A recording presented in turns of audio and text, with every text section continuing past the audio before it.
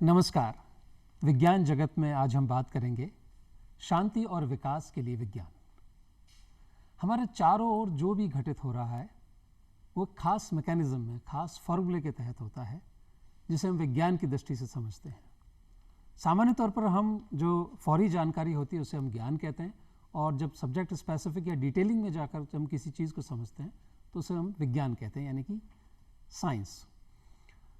इस विषय पर एक्सपर्ट के बतौर आज हम स्वागत कर रहे हैं प्रोफेसर आनंद भालेराव जी का। प्रोफेसर आनंद भालेराव राजस्थान केंद्रीय विश्वविद्यालय में बतौर कुलपति हैं।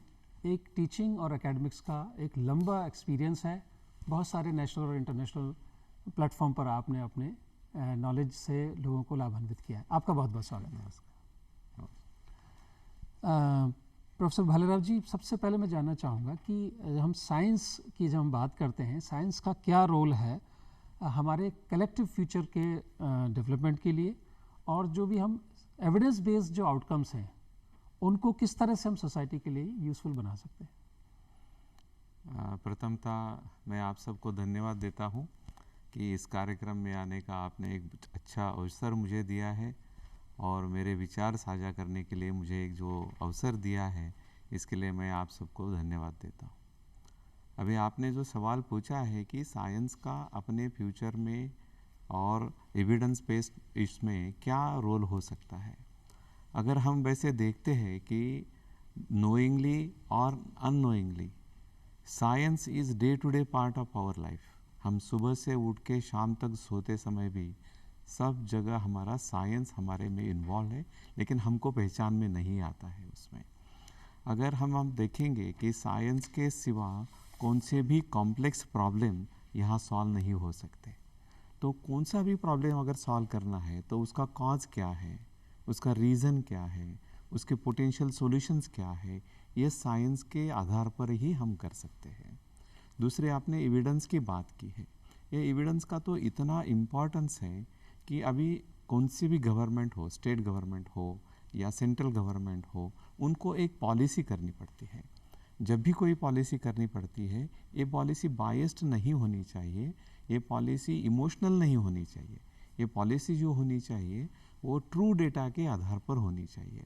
सो data collection, data validation, data assessment, ये जो सारी चीज़ें हैं वो साइंस बेस्ड ही होती है। There are different scientific methods for that one. उससे हम जब डेटा कलेक्ट करके एसेस करके एक पॉलिसी बनाते हैं तो वो सच्ची पॉलिसी हो सकती है जो सारे समाज को उपयुक्त हो सकती है। और दूसरी इसमें बात एक है कि जितनी टेक्नोलॉजी में अभी इनोवेशंस आए हैं, ये इनोवेशन कैसे आए हैं, ये साइंस में जो डेवलपमेंट हुई है उसके कारण ही इनोवेशंस आए हैं। और इसी के कारण सोसाइटी में अब हम अगर देखते हैं तो हमारी लाइफ आज day to day life easy होते जा रही है, क्योंकि साइंस के कारण ही। पहले हम जहाँ ए पॉइंट टू बी पॉइंट जाना चाहते थे, अभी कितनी सुविधा है हमारे पास, मेट्रो है, बस है, ये सारा साइंस का ही इफेक्ट है, ये डेवलपमेंट का ही पार्ट है। तो इसी तरह से फ्यूचर जो हमारा है वो साइंस पर ही आधारित है।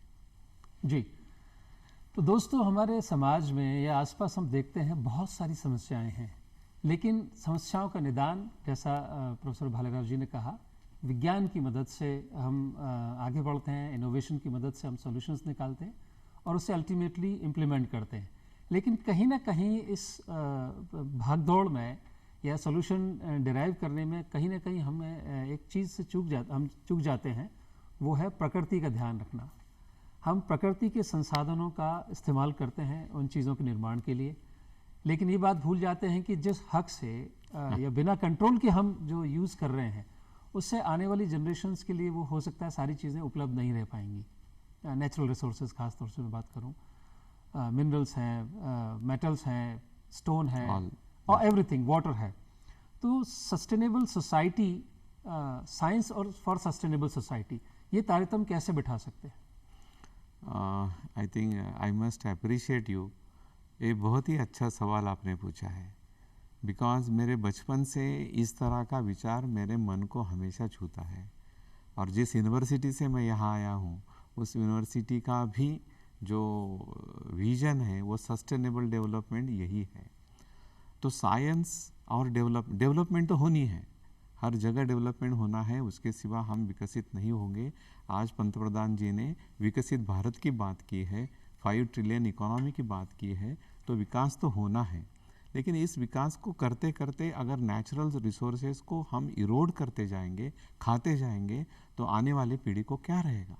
इसके लिए हमको जो एक गैप है, मेरे हिसाब से एक समाज और साइंटिस्ट में एक गैप है। साइंटिस्ट लोगों को जो कहना है वो सामान्य लोगों तक जाता नहीं है। पहले इस गैप को अगर हम कम करते हैं तो साइंटिस्ट बता सकते हैं कि सारे नेचुरल रिसोर्सेज को मेंटेन करके हम विकास कैसे कर सकते हैं। ये एक बड़ा बहुत अच्छा इसमें ये है। दूसरा, साइंस का एजुकेशन जो है ये हमको थोड़ा सा स्पीडअप करना चाहिए। साइंस का education doesn't mean that physics, chemistry, mathematics आज सिखाओ। एक क्रिटिकल थिंकिंग की बात होती है। ये बच्चों को हम बचपन से अगर सिखाएंगे कि क्रिटिकल थिंकिंग कैसे करें, साइंस को अच्छी तरह से यूज़ कैसे करें, तो शायद मुझे लगता है ये हो सकता है। दूसरा कि जब मैं असिस्टेंट प्रोफेसर था तब मैंने एक प्रोग्राम रन किया था और अभी भी वो प्रोग्राम वहाँ चल रहा है कि engagement of people with science and technology. हम स्कूल में जाते थे और छोटी छोटी टेक्नोलॉजी की चीज़ें बच्चों को समझाते थे और उसके परिणाम क्या है, उसके डीमेरिट्स क्या है, फ़ायदे क्या है या नुकसान क्या है, ये समझ के किसको कैसे यूज़ कर सकते हैं। फॉर एग्ज़ाम्पल साइंस, अभी हम घर में गैस यूज़ करते हैं। गैस यूज़ करते समय हम अगर देखते हैं तो बर्नर अगर पूरा ही रखते हैं तो उसकी ज़रूरत है क्या, एक्सेस एनर्जी वो वेस्ट हो जाता है। तो उसको जो बर्तन का साइज़ है उसको कितने पोर्शन का ही गैस होना चाहिए ये सोच के उसको उतना ऑन करते हैं, तो it is effective utilization of the energy. So scientific temperament जब डेवलप होगा, करेक्ट, तब आप उसको ठीक से अडॉप्ट कर सकते हो। ये साइंटिफिक टेम्परामेंट बचपन से डेवलप करना चाहिए। तो इसमें जो गैप है अभी कहाँ कौन से साइंटिस्ट स्कूल में आते हैं, नहीं आते हैं। तो ये गैप अगर हम कम कर देते हैं, किसी तरीके से साइंटिस्ट स्कूल में आए, स्टूडेंट के साथ बात करें, बचपन से उन पर संस्कार करें, तो मुझे लगता है ये हो सकता है। जी, मैं एक पुराना उदाहरण है जो दूरदर्शन के माध्यम से हमने बहुत पहले एक प्रोग्राम किया था वाटर कंजर्वेशन के ऊपर, और जो प्रोफेसर आए थे उन्होंने एक एग्जाम्पल दिया था। मैं आज उस पुरानी बात को आप सबके साथ इस प्रोग्राम के माध्यम से साझा करना चाहूँगा। हम लोग पानी पीते हैं, जल की आवश्यकता जितनी है, और मान लीजिए मैंने सिर्फ एक सिप लिया और उसे वापस रख दिया, तो ये पानी मेरा वेस्ट हो गया। तो बस ये छोटी छोटी बात है जो आपने बात कही कि साइंटिफिक थॉट प्रोसेस जब आपका होगा कि कोई भी काम करने से पहले ही सोचना why it is necessary, why I am doing, how should I do. I think these W's if we allow ourselves to address, वो scientific temperament हम डेवलप कर सकते हैं, चाहे वो शुरुआत घर से ही क्यों ना हो। इसमें और एक छोटी बात मैं ऐड करना चाहता हूँ कि छोटे छोटे काम करने पड़ते हैं। कहीं डेटा कलेक्ट करना पड़ता है। द डेटा कलेक्ट करते समय हम अगर लोगों को इन्वॉल्व करते हैं उसमें, कि मान लो हमको एक पब्लिक डिस्ट्रीब्यूशन, अनाज डिस्ट्रीब्यूशन का कुछ डेटा कलेक्ट करना है, तो कहाँ लोग हैं, कितने लोग हैं, किस एज के हैं, इसको हम सरकारी अधिकारी से ही करते रहते हैं। इंस्टेड ऑफ दैट हम अपने लोगों को भी इन्वॉल्व करते हैं, तो उनको भी लगेगा कि इस पार्ट का, इसका हमें एक हिस्सा हूँ, पार्टिसिपेशन। तो उसकी ये बताएं, आई मीन समझ जाएंगे उनको कि ये क्या प्रोसेस है, क्यों हम कर रहे हैं। थोड़ी क्यूरियोसिटी जनरेट होगी उनमें, तो मुझे लगता है और सक्सेस इसमें हो जाएगा। जी, पिछली सदी में हमने देखा कि पावर ऑफ कोलैबोरेशन ज़बरदस्त होती है। एकला चालों का समय अब नहीं है, चाहे वो रिसर्च लेबोरेटरीज़ हो या सोसाइटी के लिए कोई भी काम करना हो। आज हम बहुत सारी चीज़ें भारतवर्ष में बनाते हैं, दूसरे देश के लोग इसका इस्तेमाल करते हैं, जैसे कि हमारा योग है, आयुर्वेद है, और अब तो हम दूसरे उन्नत देशों के लिए दवाइयाँ तक हम भेज रहे हैं। कोविड में हमने देखा ही कि हमारी आत्मनिर्भरता हमने जब तय कर लिया कि करना है तो हमने करके दिखाया ही है। साइंस के कॉन्टेक्स्ट में अगर हम बात करें कि इंटरनेशनल और नेशनल जो बाउंड्रीज है उससे बाहर निकल के ह्यूमन सोसाइटी को किस तरह से सर्व कर सकते हैं, जो हमारी इस वर्ष की G20 की थीम भी है। यस, एक कोलैबोरेशन के लिए मुझे एक छोटा सा एग्जांपल देना चाहता हूँ मैं, कि किसी ने कहा है कि if you have an apple, I have an apple, if we exchange then what will be there, you have one apple, I have one apple, but if I have an idea, you have one idea, If we exchange, I will have 2 ideas, you will have 2 ideas. So when we come together and such exchange such ideas in collaboration, we can work very effectively. इसमें क्या हो जाएगा, pool of resources, pool of finances, pool of ideas ऐसे develop हो जाते हैं. अभी हम नेशनल लेवल पे भी सोचते हैं, तो आप देखिए India Japan science and technology association है, India America science and technology association है, और अभी G20 में इतने सारे देश एक साथ आ गए, और वो तो एक साथ करके कोलैबोरेशन करके ही काम करते हैं. मैं अकेला काम करता हूँ तो मेरे दिमाग से काम करूँगा, लेकिन when 10 people come together, I feel that 10 brains are coming together. So 10 new dimensions are coming to solve that complex problem. 10 thought processes are coming together to come to the different, to bring to the new solution. आज हम पूरे देश में या पूरे विश्व में देखते हैं तो क्लाइमेट का कितना बड़ा प्रॉब्लम है, वाटर रिसोर्सेज का प्रॉब्लम है, इन्वायरमेंटल का प्रॉब्लम है, कार्बन इसका प्रॉब्लम है, इमिशंस का प्रॉब्लम है. हमको 2070 तक ज़ीरो कार्बन करना है, तो ये अकेले तो नहीं हो सकता. तो सारे साइंटिस्ट जब एक साथ आएंगे तब काम करेंगे. अभी आप यूनिवर्सिटी लेवल की बात करते हैं कि जैसे मैं जिस एकेडमिक फील्ड में होता हमेशा वहाँ का ही एग्जांपल देना चाहता हूँ. तो मेरे यहाँ के प्रोफेसर 3-4 इंटरनेशनल यूनिवर्सिटी के प्रोफेसर के साथ काम करते हैं, तो एक अलग तरीके का वातावरण तैयार होता है, नया सॉल्यूशन आता है. सो कोलैबोरेशन तो होना ही होना है. कोलैबोरेशन से ही हमारे बहुत सारे प्रॉब्लम सॉल्व हो सकते हैं, नया डायमेंशंस हमको ऐड हो सकता है. जी, मैं यहाँ जिक्र करना चाहूँगा कि राजस्थान में पानी की कमी है, लेकिन यहाँ ग्वारफटे की फसल बहुत अच्छी उगती है, और यूरोपियन देशों में जहाँ कॉस्मेटिक प्रोडक्ट्स का ज़्यादा चलन है वहाँ पर राजस्थान का ग्वारफटा एक्सपोर्ट होता है. तो आप देखिए बिजनेस कोलैबोरेशन भी हो सकता है. जहाँ हमारी बंजर ज़मीन काम नहीं आ रही थी वहाँ कुछ काम का होगा, और दूसरे लोगों के लिए हमने दूसरे देश के लिए वो भेज पाने में सफल हो पाए. इसमें आप जर्नलिज्म में हैं, आप इस फील्ड में हैं, इसके लिए भी मेरे पास कुछ मैं कहना चाहता हूँ कि ये साइंस जर्नलिज्म भी अच्छी तरह से होना चाहिए. हाँ बिल्कुल, विज्ञान प्रसार अच्छी तरह से होना, और सही बातें लोगों तक जाना चाहिए. छोटे छोटे कार्यक्रम गांव-गांव में अगर होते हैं, ये कोई एग्जीबिशंस अच्छी तरह से हो जाते हैं, या कोई क्या बोलते हैं इंटरेक्शन हो जाता है, तो आई थिंक ये थोड़ा सा बढ़ेगा जी. और ऐसा नहीं है कि कोलैबोरेशन मतलब 10 देशों में ही हो, ऐसा भी हो सकता है, इन बिटवीन भी हो सकता है, इंस्टीट्यूशंस के बीच में होता सकता है, इंस्टीट्यूट एंड गवर्नमेंट के बीच में हो सकता है, लोकल गवर्नमेंट एंड इंस्टीट्यूट के बीच में हो सकता है. अभी हम लोगों ने 5 गांव अडॉप्ट किए हैं यूनिवर्सिटी ने, तो हम उस 5 गांव में जाते हैं, तो उनके प्रॉब्लम्स हमने आइडेंटिफाई किए हैं कि उनका शिक्षा का क्या प्रॉब्लम है, पानी का क्या प्रॉब्लम है, एम्प्लॉयमेंट का क्या प्रॉब्लम है, स्किल का क्या प्रॉब्लम है. अभी वो सारा सर्वे हमारा तैयार हो गया है, अभी उसके ऊपर हम काम करके सॉल्यूशन निकालेंगे. ये तो कोलैबोरेशन से ही होगा. तो लोकल गवर्नमेंट के साथ यूनिवर्सिटी में एक कोलैबोरेशन किया, उसके साथ हम काम कर रहे हैं. आपको बहुत बहुत साधुवाद देना चाहेंगे कि एडमिनिस्ट्रेशन का अर्थ सिर्फ यही नहीं होता है कि रूटीन काम करना. अल्टीमेटली हमारा जीवन का उद्देश्य है सोसाइटी को सर्व करना. आपने जो बात रखी कि ग्रास रूट लेवल पर जाके आपने चीज़ों को समझा, और now you are attempting to provide solutions to them. Many congratulations for that. Thank you sir. Now coming to recent developments in science, especially in the field of, to begin with, medicine and subsequently agriculture, water resources, like that, energy management. मैं थोड़ा root से बात करूंगा इसके लिए कि हम लोग ऐसे टेक्नोलॉजी डेवलपमेंट के लिए, नए रिसर्च के लिए अभी तक यूरोपियन कंट्रीज़ की तरफ देखते थे. हमको हमारा पोटेंशियल ही पता नहीं था.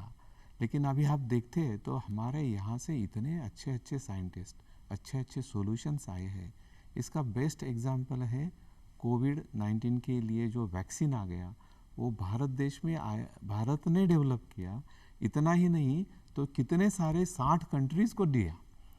तो this is the medicine development. Cancer के बारे में मैं थोड़ा सा, I am not from medical but there is a field, I want to read that line कि वो यहाँ डेवलप हुआ है. फॉर एग्जांपल जिसको हम इम्यूनोथेरेपी बोलते हैं।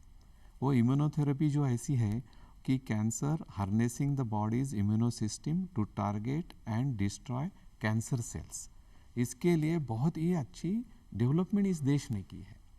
तीसरी बात है कि हम use of nano technology for the medicine में कैसे कर रहे हैं। अभी if we have to take some problem is there, we take medicine which spreads all over the our body. अगर मुझे कहीं यहाँ प्रॉब्लम है तो क्या मैं वहाँ डायरेक्टली मेडिसिन दे सकता हूँ क्या? सो उसमें मेडिसिन की मात्रा भी कम हो जाएगी, उसके साइड इफ़ेक्ट्स भी कम हो जाएंगे। इस तरह का नैनो टेक्नोलॉजी पर का जो रिसर्च है वो हमारे IIT चेन्नई में ज़्यादा हो रहा है और 2-3 जगह बहुत ही अच्छी तरह से हो रहा है। हेल्थ केयर के बारे में प्रेडिक्टिव एनालिसिस इम्पॉर्टेंट है, ड्रग डिस्कवरी इम्पॉर्टेंट है, ये सारा हम लोग कर रहे हैं। If you give for the industry के बारे में तो आर्टिफिशियल इंटेलिजेंस है, इंटरनेट ऑफ थिंकिंग ये है, इतने सारी नई चीज़ें चल रही है। एक एग्जांपल मैं देना चाहता हूँ आपको। मैं तो जहाँ इंडस्ट्री ज़्यादा है उस एरिया से आया हूँ, तो वहाँ टाटा मोटर्स को मैंने एक बार विज़िट किया था। I mean I was a very young age in that one. उस ज़माने में टेक्नोलॉजी इतनी डेवलप नहीं हुई थी, तो वहाँ शॉप फ्लोर पे हजारों लोग काम करते थे, इधर उधर लोग जाना, ये करना, सब कोई ना कोई बिजी ऐसे दिखाई देता था। आज अगर शॉप फ्लोर पे जाते हैं तो हार्डली आपको 2-4 लोग दिखाई देंगे। Fully automated, all robots are coming and in 69 second एक कार तैयार हो जाती है। तो ये टेक्नोलॉजी डेवलपमेंट बहुत ही हुआ है। मेक इन इंडिया किसका रूप है, हमारा डिजिटल इंडिया किसका रूप है, स्टार्टअप इंडिया किसका रूप है, ये सारा टेक्नोलॉजी डेवलपमेंट यहाँ हो रहा है और इस देश को लिए कुछ नेक्स्ट महत्वपूर्ण है। और मेरा तो इतना विश्वास है कि नेक्स्ट 10 साल में इस देश को बहुत ऊंचाई पर ये ले जाएगा। ऐसा है। वाटर एग्रीकल्चर के बारे में आप देखते हैं तो see agriculture and technology how they are coming together. अभी जब हम लोग एग्रीकल्चर में जाते हैं या क्रॉप्स देखते हैं तो वी डोंट नो कहाँ इंसेक्टिसाइड्स है, इंसेक्ट्स कहाँ है, क्या है।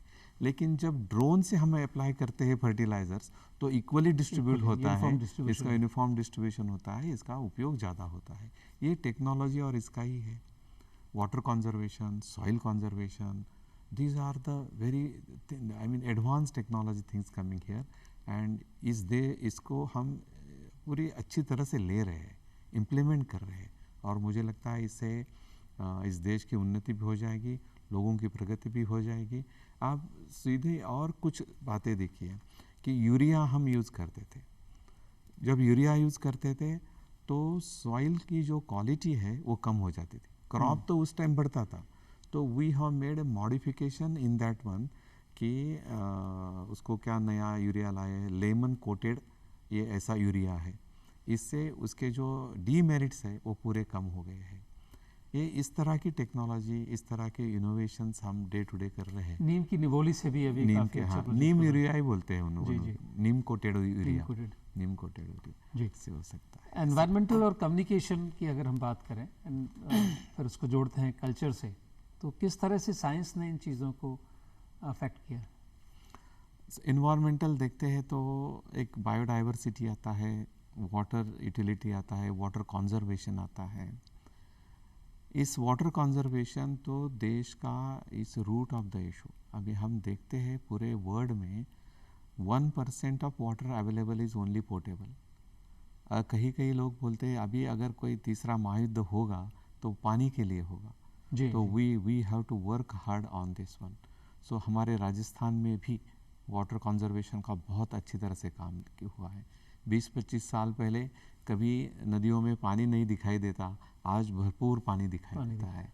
ये महाराष्ट्र में भी हुआ है। सारे राज्यों में वाटर कंजर्वेशन का बहुत ही इम्पोर्टेंट काम किया है। वो एक इन्वायरमेंटल का ही पार्ट है। उसके साथ साथ सॉइल इरोजन ये बहुत इम्पॉर्टेंट है। अभी if you travel from south India to north India, आप कभी जाओगे, फ्लाइट से जाते रहोगे, आप you just take a window seat and just watch it the quality of soil. South से नॉर्थ तक आते आते सॉइल का कलर बदला हुआ दिखाई देगा आपको। तो मतलब ये जो फर्टिलिटी ऑफ सॉइल है ये कम होती गई है। क्योंकि उसको जो सॉइल को नर्चरिंग करना चाहिए था वो हमने नहीं किया है, वो एनवायरनमेंट मेंटेन नहीं किया है। तो उसको धीरे धीरे मेंटेन करना भी हमारी अभी जिम्मेदारी है, और ये कल्चर का पार्ट ज़रूर है। अब हम ग्रामीण भागों में जाते हैं, गांव में जाते हैं, तो वो लोग वृक्षों की पूजा करते हैं, वो सॉइल को इम्पोर्टेंस देते हैं। क्यों है कि उनको मालूम है कि उसको कैसी तरह से रखना है। तो ये सारा एक साथ बढ़ने वाली चीज़ है। जी, हैंड इन हैंड जब लोग जुड़ेंगे और अपनी समस्याएं सामने रखेंगे तो विज्ञान निश्चित तौर पर उनके समाधान लेकर के आएगा। यस, आपने अभी विज्ञान प्रसार की भी बात कही थी कि ज़रूरत है ऐसे कम्युनिकेटर्स की जो लोग साइंस को आम जन तक पहुंचा सके। भारतवर्ष के परिप्रेक्ष्य में हम बात करते हैं तो भारत सरकार की ओर से किस तरह की स्कीम्स हैं जो साइंस के प्रोपोगेशन के लिए या साइंटिफिक टेम्परामेंट डेवलपमेंट करने के लिए फंडिंग देती है? मैं थोड़ा सा अच्छे गर्व से कहूँगा अभी कि एक लास्ट 10-15 ईयर्स में भारत सरकार ने जी जी ये साइंस एंड टेक्नोलॉजी डेवलपमेंट पर पूरा ध्यान दिया है। इसमें 2-3 प्रकार के डेवलपमेंट्स उन्होंने किए हैं। एक पहले कि जो साइंस एंड टेक्नोलॉजी का प्रसार अच्छी तरह से हो, उसमें ह्यूमन रिसोर्सेज अच्छी तरह से डेवलप हो, इसके लिए सबसे बड़ी जो तैयारी करनी होती है वो अच्छे एकेडमिक इंस्टीट्यूशंस एस्टेब्लिश करना। तो पहले तो कुछ IITs थे लेकिन वो लिमिटेड थे। अभी नए और IIT बने हैं, IIIT बने हैं और NITs बने हैं। इसके कारण science and technology related human resources भी डेवलप हो रहे हैं। साइंटिफिक एंडेवर को आगे ले जाने के लिए साइंस को किस तरह के चैलेंजेस फेस करने पड़ रहे हैं? साइंस को तो चैलेंजेस अपने देश में ही नहीं पूरे विश्व में चैलेंजेस है। भले अमेरिका $22-25 मिलियन डॉलर की ट्रिलियन डॉलर की इकोनॉमी हो, उनको भी पैसे की कम होती है, हमारे देश को भी पैसे की कमी है। So funds is lot of problem in that one, number 1। Number 2, जो मैंने पहले ही बात की थी कि gap between the scientist and common people, ये बहुत है हमारे यहाँ। साइंटिस्ट भी कॉमन मैन तक नहीं आ रहे, और कॉमन मैन को लगता है साइंस मतलब ये कोई आउट ऑफ द वर्ल्ड है, हमारे इसके नहीं है, हमारे रीजन के रीच के नहीं है, वो भी नहीं आ रहे। इसके कारण एक थोड़ा सा प्रॉब्लम हो रहा है। तीसरा जो रिसोर्सेस है, ह्यूमन रिसोर्सेस, इसकी बहुत इम्पोर्टेंस है। अभी जो भी कोई अच्छा ह्यूमन रिसोर्स तैयार होता है उसको लगता है मैं अमेरिका जाऊँ, मैं यहाँ जाऊँ, वहाँ जाऊँ। तो हमारे देश में रहकर काम करने वालों की भी एक ज़रूरत है। रिटेनिंग द मैन पावर, ये एक बहुत बड़ा चैलेंज है। और तीसरी बात ये है कि अच्छे शिक्षकों का भी हमको कमिटेड एकेडमिक कम्युनिटी जिसको हम बोलते हैं, ये भी हमारे पास थोड़ा सा चैलेंज है कि जिनको लगना चाहिए कि मेरी नई पीढ़ी, मैं सिखा नहीं रहा हूँ, इस देश की नई पीढ़ी बना रहा हूँ। तो इस नई पीढ़ी बनाने के लिए मुझे एक डिवोशन देना है, मुझे मेरा कर्तव्य है, मेरा कंट्रीब्यूशन है इस देश को बड़ा करने में। आर्मी में जाके कोई लड़ेगा, वो उसका कंट्रीब्यूशन है, शिक्षकों का कंट्रीब्यूशन है नई पीढ़ी तैयार करना।